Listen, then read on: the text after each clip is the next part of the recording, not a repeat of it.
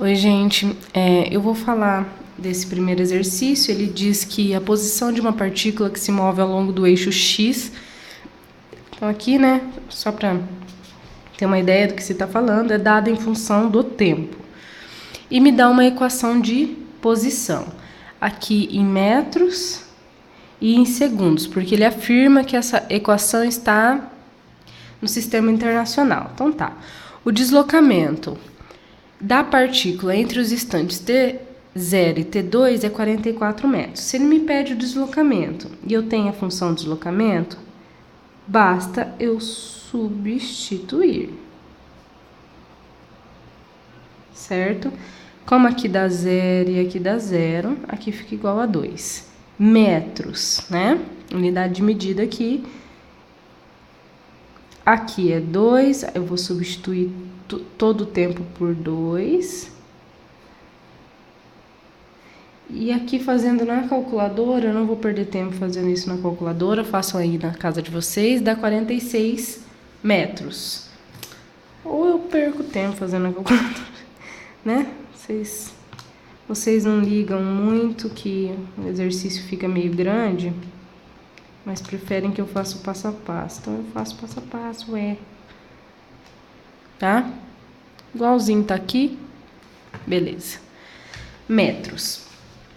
Bom, se ele fala que o deslocamento dessa partícula é isso. Então, o deslocamento, o que a gente aprendeu mesmo?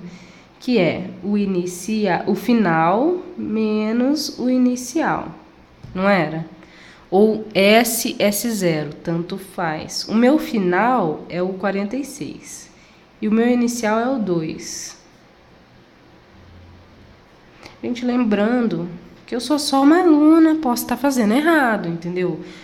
Assistam e julguem o que vocês acham aí. Isso é como eu resolveria esse exercício.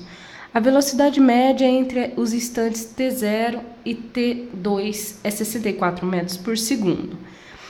Velocidade média, a velocidade não é a derivada. Lembrem do esqueminha que eu mandei para vocês ontem? Posição, velocidade, aceleração. Aqui eu derivo e derivo. Aqui eu integro e eu integro. Então, se eu tenho a posição, quero achar a velocidade, eu derivo. Se eu tenho a aceleração, quero achar a velocidade, eu integro. Tá ok? Então, nesse caso, eu tenho a posição e eu quero achar a velocidade média. Beleza, então eu tenho que derivar. Vou escrever de um jeito assim, tá? Bem inicial, só para ilustrar. Ó, isso aqui, tá? É a derivada. Eu vou achar com isso a velocidade. Tá ok? Então tá. Primeiro, derivo aqui 0, beleza. Derivo aqui 6t mais... Eu não sei tabuada, tá, gente? É sério que eu não sei mesmo. É 12. Eu não sei nem conta demais. Terrível, né? Como pode? Graças a Deus que eu tenho a calculadora. Beleza. Ah, tá. Aí eu achei a função da velocidade. Aí o que ele me pede? Em 2 instantes. No instante 0 e no instante 2. No 0. O 0 vai zerar, tá? Porque a gente, ó, eu não vou substituir, mas colocando 0 aqui vai zerar. E no 2 é... Vamos fazer na calculadora. Ops. 60. Bom, deu 60 metros por segundo a velocidade. Ele afirmava que era 64, né? Como a gente não tem que fazer... não tem, né, gente? Não precisa fazer o ΔV, a velocidade a final menos a inicial. Como é 0, não precisa, né? Teria que fazer do jeitinho que a gente fez aqui, mas como é 0, a gente já sabe que é 60 metros por segundo. Então, essa aqui tá errada. Tá, a velocidade instantânea. Velocidade instantânea é a velocidade no ponto, ok? Deixa eu ver se eu acho aqui no meu livro onde fala sobre isso, só para eu...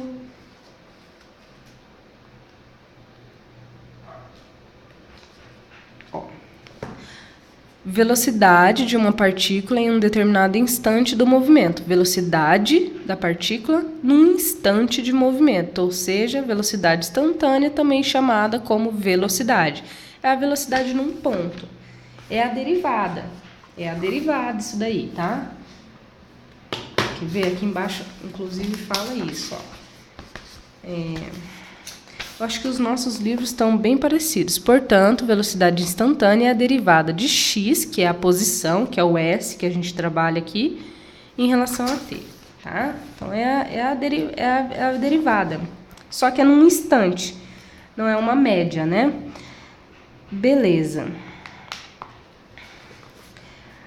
Vamos lá, vamos substituir. A gente tem a equação da velocidade aqui, tá?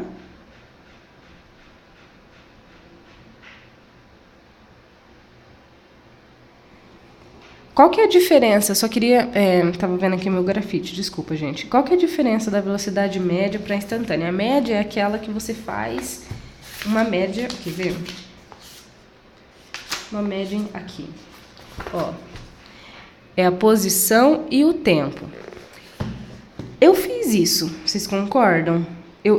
Primeiro eu tenho que derivar, né? A equação da posição, para eu achar a velocidade.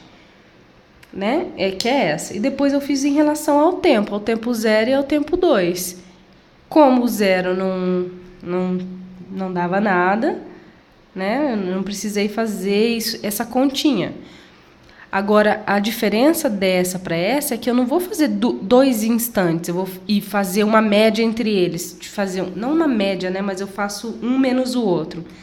A instantânea é apenas um tempo, por isso que elas têm uma diferença que é essa, tá? Bom, é o que eu acho, tá? É o que eu entendo por uma e pela outra. Pode estar errado. Daí, se alguém achar diferente, pode... Peraí, a gente já fez esse cálculo, né? É 60... Ó, eu ia fazer de novo. Ó, que tava o número ali, daí eu percebi. Ó, mesmo cálculo, né? Tá? 60 metros por segundo. Então, acabou que a velocidade instantânea aqui é a mesma que a média, né? Porque no tempo t, elas têm a mesma velocidade, ok? É o que eu acho, tá, gente? Lembrando que é o que eu acho. Então, até agora, essa e essa, para mim, estão corretas e essa está errada, ok? Essa daqui, a equação que descreve a posição da partícula no intervalo de tempo representa o movimento da partícula em queda livre. A equação que descreve a posição da partícula. Ele diz que a posição da partícula aqui, ó, a posição se move ao longo do eixo X. Por que ele deu essa informação no começo do exercício? Nada a ver, né?